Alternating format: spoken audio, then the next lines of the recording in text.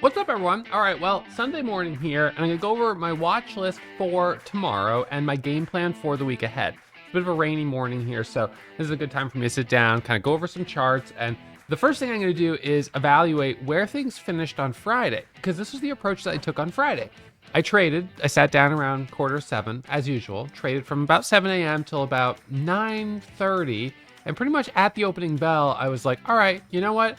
I had a pretty good day. I hit my daily goal. It's Friday. It had been a bit of a tricky week. I hit my daily goal twice last week, and then I had one red day, and I had one break-even day, and another day that was a tiny winner. So I was kind of like, you know what? Take the win on a Friday, and I'm going to just pretend that the market just closed.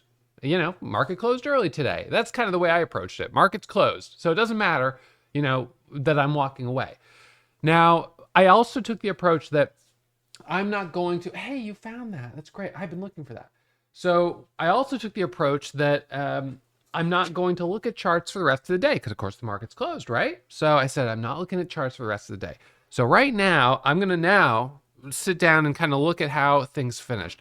And the first stock that I want to check is TWG, because this is the stock that I wrote about or did the episode about on Friday. So, all right, interesting.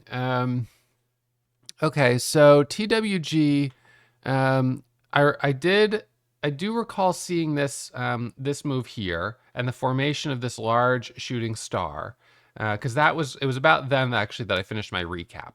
So this was when I was officially done, which was probably about 11:15, and then I didn't look at anything for the rest of the day after that.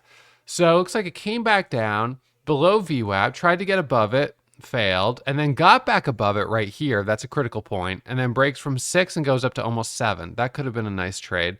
Goes sideways, comes back up, double top there, rejection, flush back down, then it rips back here up to 8, double top with the previous high, pulls back, and then look at that. Let's zoom in on that candle right there. So that's going to be, I want to see that on a 10-second chart because I could see there's definitely some big volatility there. So where was this? Oh my goodness. Look at this. Wow. All right, so this squeeze from 775 up to 860 and then dumped down to 720. Yikes. All right. So this is a stock that, at this point, I haven't spent any more time really thinking about it over the weekend beyond what I said on Friday. So I don't have anything really additional to add. But I would generally be skeptical in thinking it's going to give us any additional opportunities. So let's see. I'm just going to look up WhatsApp and TWG and just see if there are any. No, see, still don't see anyone posting about WhatsApp messages on TWG. So, again, and I didn't see anyone comment on the YouTube video from Friday that they got WhatsApp messages. So I'm not sure that this one was involved in that sort of typical Chinese pump and dump that we've been seeing. So assuming that it wasn't until I hear someone say that it was, this is just very unusual price action based on the offering they did at 40 cents for the drop and then for it to go all the way up to $9 a share. I think that it just doesn't really make a lot of sense. But sometimes that means that traders can get stubborn because things don't make sense. And at the end of the day, we should trade the price action. So something to be aware of. Once something is confirmed that it's a pump and dump, then at that point, I'm kind of like, all right, I'd probably better just avoid it completely because you never know when the big liquidation is going to happen and it could drop 90% in one day. But until then, I'm willing to trade it. So I don't exclude Chinese stocks. To be clear, I understand that they carry more risk. And so it's something that I sort of factor in. Okay, this has more risk. But I also recognize that Chinese stocks are giving a lot of volatility. And it's really impossible on a day-to-day basis when a stock first hits my scanner for me to know whether or not there's WhatsApp messages going on or, around this stock. And, ultimately you could have it happen on any stock, but it tends to happen on international companies more than not. But nonetheless, there are some opportunities in that volatility. So tomorrow, is TWG something I would consider? I don't know. It's hard to trust. I see a couple of possible scenarios. I could see it spiking at 4 a.m. So you could get a spike at about 4 a.m. You know. You what? You want tea? All right. Well, you'll have to wait till I'm done. Okay. I can make some when I'm done. Yeah, you can have that. So, yeah, you could get a 4 a.m. spike, but even then, okay. But even then, I just it sold off pretty hard from 9 down all the way back here to 573. So I don't know. You could if you got a bounce, your target would be a retest of the high, which was about 865. You know, just under 9. You could get that squeeze. So you could get a 4 a.m. spike and then it kind of fades the rest of pre-market and then it's totally out of play. If it holds under these levels, it wouldn't. So what I'm trying to say is it wouldn't surprise me if we see a retest of this level, one more test of that level. And of course, if it breaks it, then your daily chart is continued blue sky. Does it make sense? No, not really. But if there's shorts that are being stubborn on this because look, this company just did an offering at 40 cents, it's probably going to go back to $1 a share, then they could get squeezed, and that's what happened. That happens on a lot of different levels. Now, the actual short interest on this that I last checked, and I'll pull this up here on Ortex. So I checked the short interest on this on Friday, and it was only like 1%, so 1.66%. Now, if you do the live short interest, so they're saying it increased to 2%, up 25%, but that's not, it's still not, 2% is really not enough for a short squeeze. So it's hard to say. I don't know how accurate that live report is. So, I'm not sure, but anyways, something to keep in mind. So that's TWG. All right, so I'll put that one on side chart. And again, if someone tells me, listen, I was getting all these messages on it, it's definitely a pump and dump, then I'm gonna have a different opinion. But I haven't seen that, so at this point, it just seems like very unusual price action from a Chinese stock, and there may be some continued unusual price action in the future. The leading percentage gainer right now is showing as CAMP. CAMP. Okay, so it looks like this was an IPO. So that's not that's a. Sometimes we'll see that they show up on the gap scan, gainer scan, but that wouldn't actually be something we'd probably look at. So next one down, TSC. Light volume up 67%. That's so funny when you see that kind of move because it really didn't have volume. It just kept moving higher, higher, higher. But then all of a sudden it halts down, and then it halts back up and goes back up. Really interesting. I don't know. That almost looks like someone might have just been bidding it higher. So they were just sort of walking it up with a big bid. And then maybe they pulled the bid, it drops, and then, I don't know. No trades on that. I don't see that in play for tomorrow. NIVF, a little cheap for my liking. Leave that alone. ATIF, also a little cheap. Verb, saw some of you guys mention you got some trades on this one on Friday. So it squeezed from 550 all the way up to 10. Wow. So it halts up and then it does a dip and a rip here from 750 up to 950, pulls back, and a nice move there on an ABCD pattern. That's a 1 minute ABCD pattern. So boom, boom, boom, boom. Don't have a problem with that setup, but is it going to give us continuation into Monday? I don't think so. Pulled back too much. So that one's off the list. I'm going to pull up the continuation scanner. SOBR, I'm just going to pull this one up first. This one is a daily setup, but I don't know if it's going to work, right? So you had that big pop, and now it's been pulling back for a little bit. You could get first daily candle to make a new high, and then kind of a move back up to there. PRTG was another one that I was sort of looking at for that similar setup, but it did end up PRTG. So the thing with PRTG is that it popped and then it pulled back for like 5 days in a row, went sideways, was waiting for maybe news to come out or something for that first candle. It kept not happening. It just goes lower. Then it pops up here a little bit, but on no volume. And then it pushed up a little bit another day last week, but is just not able to hold. So you know, I think sort of a missed opportunity there. Well, I mean, it's just a daily setup, but if the company had put out some good news, I think a lot of traders would have been paying attention to that. So VMAR, VMAR, this one, a lot of volatility, big range. Check the 5-minute. I think this was one that might have popped up pre-market one day. A little bit, yeah. But needs news. So this was the day, yeah, where it went from 550 up to 10 and then came all the way back down. Yeah. So it's had volatility, but I don't see anything else on that list that I'm interested in. So I'm familiar with most of those stocks.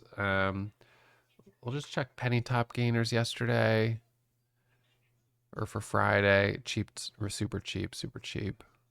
Yeah. Okay. Next one. Actually, let me just check one thing there. Penny top gainers.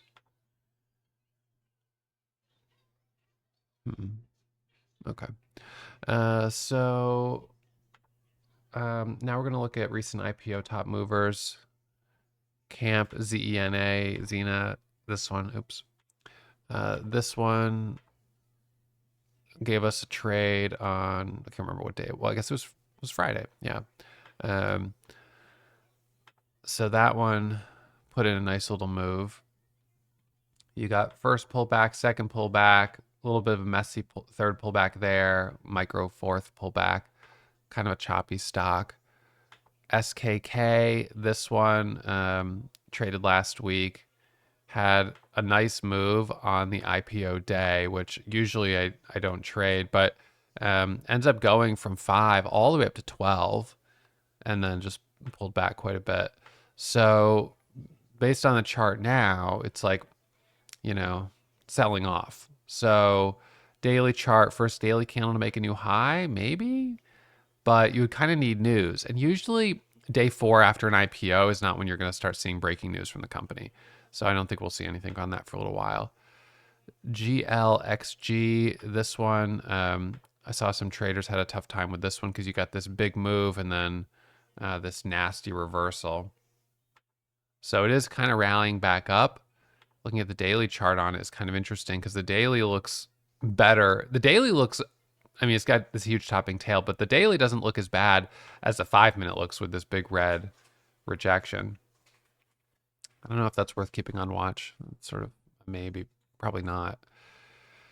Okay, so let's see. So where are we at on the month? So right now we're sitting, well, not quite halfway through the month. I mean, it's 2 weeks, but we have, really 3 weeks to go, like minus 1 day. So nice long month here. Just in terms of sort of the way all the days fall and no holidays. So, yeah, I've got 1 red day on the month so far. This is the day that I went from green to red, just really screwed that day up. But then rallied back the next day, and then Friday was a good finish. So overall, though, 29,000 on the month, it feels kind of like I'm a little behind where I'd like to be on the month. So this month, in terms of metrics, accuracy, kind of been struggling a little bit. It's a little lower.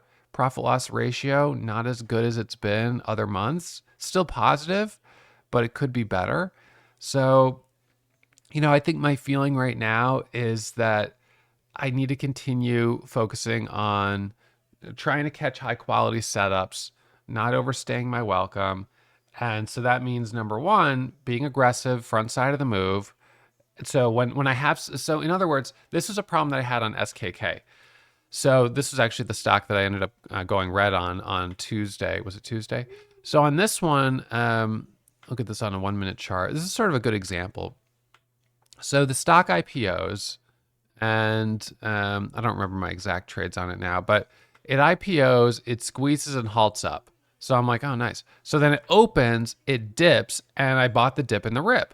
But I only got in with small size. I want to say like 1,500 shares. It halts up, it opens higher, goes to 7. I take profit, and then I'm like, up $1,000 on it, and I was like, oh, that's good. And then it halts a second time, and I'm like, or a third time. And I was like, oh man. And then coming out of this halt, I'm like, okay, I'll get back in. So then I get back in with like 3,000 shares up here, and I make a little bit more on it. And then it pulls back, and I'm out. And then it goes up, it halts up, and then it opens. And right here, it hits a high of like 10, it dips. I added like 6,000 shares, and then it flushes down. And I gave back everything I made in this first part of the move and was red on the stock, like $2,000 or 3,000. And that's what dropped me from, I think when I did my recap on that day, I was up 1,000 on the day. And then this trade happened a little later. And I was like, you know what? Look at this momentum. And all of a sudden, just like that, boom, from red to green, or green to red. And why wasn't, so on the one hand, I wasn't more aggressive at the beginning of the move because the total volume was somewhat light. And I thought, well, I don't know, I don't want to take too much size. Then I started to build a cushion. And then rather than kind of size down, I just kept sort of taking bigger and bigger and bigger size. And then, in that final trade, gave back all my profit. So there was a little bit of a divergence here with decreasing volume as the price was going higher. We had already had 3 halts up, or maybe 4. It was just risky. I was overstaying my welcome. It was just not a smart move. So, I think my feeling right now is be more aggressive at the beginning and then taper down as the move continues. Now, the challenge with that is if you're more aggressive in the beginning and it does an immediate rejection, then you just start with a big loss, which obviously isn't great. So I get the concept of starting a little soft, building a little bit of a cushion, and then sizing up. I could sort of argue it both ways because both ways can make sense so long as you're not overstaying your welcome. And I think I was overstaying my welcome. Now, one problem here was that, I didn't have my MACD yet because this is an IPO. So I didn't have all the indicators I would typically use. That helped me. That was a little bit of an issue. The volume and the liquidity were a little tough on it. So I probably should have just left it alone, to be honest. I think I was just getting desperate and was feeling, FOMO. And so walking away earlier is something that is really important for me right now. And I'll tell you, on Friday, I felt really good. Actually Wednesday, Thursday, and Friday, after that disappointing day on Tuesday, Wednesday, I got myself up $10,000. And then, my last trade, what was my last trade on Tuesday here? My last trade was at 920. That was it. I was done. And, I did my recap. I walked away and I was like, boom, that was awesome. You contrast that with this day here where it's like, I had a good day. And then I just, traded until 12:30 later in the day. That's a mistake. This day here, what was this? I don't even know what was going on here. This is just so stupid. This is my red day recap for Monday, but then I actually recovered it trading later, which is also not smart. So then this day here, Thursday, I was just like one trade and I was like, you know what, guys, it's not happening today. My only trade was at 9:45 and then it was 10 a.m. I was like, I'm done.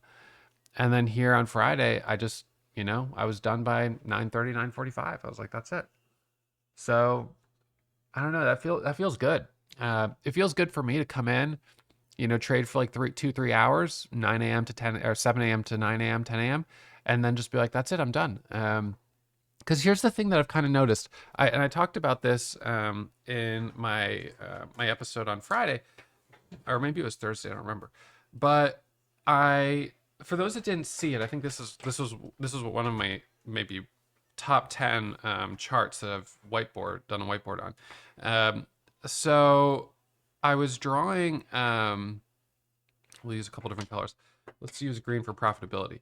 So I was drawing my, now let me try to remember, what was I drawing? How I laid this out. So this over here, this axis is my FOMO trigger. Okay. So my FOMO trigger is right here, which means how susceptible am I to falling victim to FOMO, making a massive mistake, and giving up my whole day.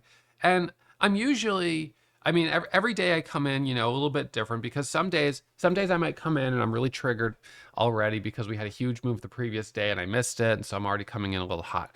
But for most days, I come in, with a FOMO of, let's just say this is like a 1 to 10.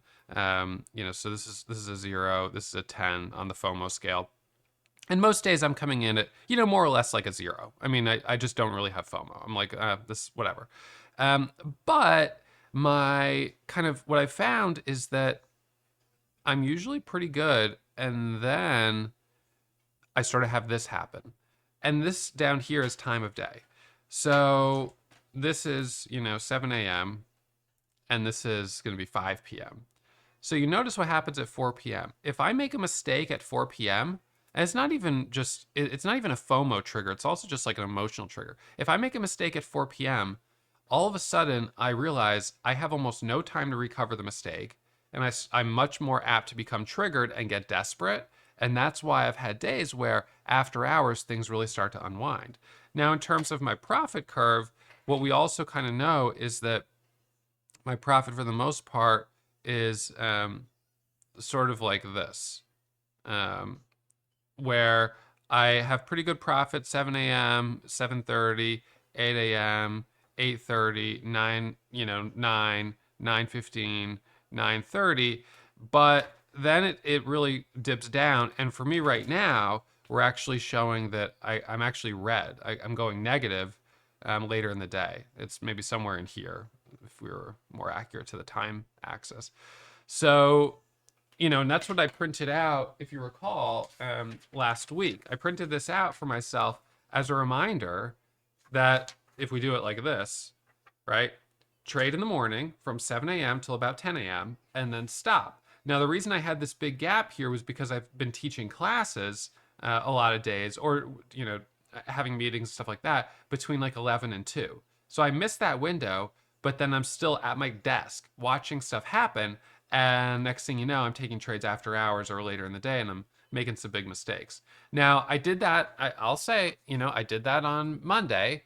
And on Monday, it did pay off. So Monday, we had a stock. It was AMBO. AMBO on Monday, and I ended up making about $4,000 on it, between 3 p.m. and 4 p.m. So, it's like I said, I mean, it's tough because, you can get inconsistent reinforcement from the market. This was the sort of odd one out at this point where, we got this really nice move into after hours. And yeah, I traded that pretty well. But that's more the exception than the norm. So what I have to recognize is that if I'm trying to cultivate a really healthy mindset, then I kind of want to walk away each day before my FOMO trigger starts to go up. Because once I get to this sort of point up here, one big loss, all of a sudden I can be at the point of no return where I start spiraling and I give back my entire day like we saw on Tuesday.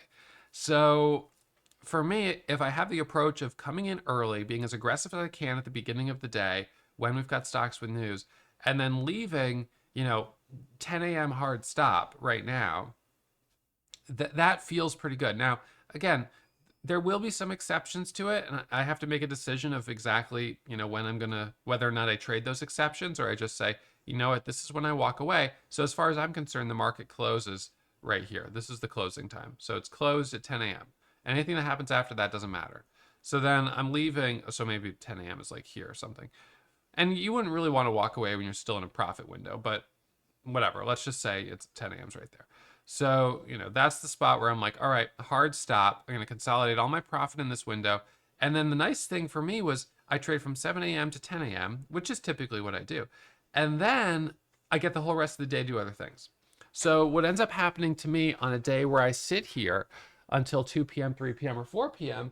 is I now, if I don't take any trades, I feel like I wasted the whole afternoon. I didn't teach a class. I didn't get anything useful done because I was like staring at the market. So I've wasted, basically the whole day from, 10 a.m. till 4 p.m. or 5 p.m. if I stayed till after hours. If I take a trade and I lose, then not only have I also still wasted the day because I didn't get stuff done, I've also lost money. So now I'm doubly annoyed. If I take a trade and win, then it's easy for me to be like, oh, it's all's well that ends well. But you sort of have two factors of negative for one positive. And just, the negatives being that I lost time or I lost money. And if I make money, then it's like, okay, but I also had to endure, sitting in the market from 7 a.m. until 4 p.m. or 5 p.m., which still is exhausting. I mean, I understand it's not the same as like digging ditches or, roofing in July and whatever, but it takes a lot of mental focus. And, your bandwidth is only so much. So by the end of the day, for me, it's like, oh, I just feel really wiped out. And then I don't feel good either. So for me, I really feel the best when I can make as much as I can in the shortest period of time. Because then I feel like, wow, I just, had this great $5,000 day. I did that in 2 hours. And now I get the whole rest of the day to enjoy. And I understand that some people are like, well, if you made 5,000 in 2 hours and you trade for 6 hours, shouldn't you make 15,000?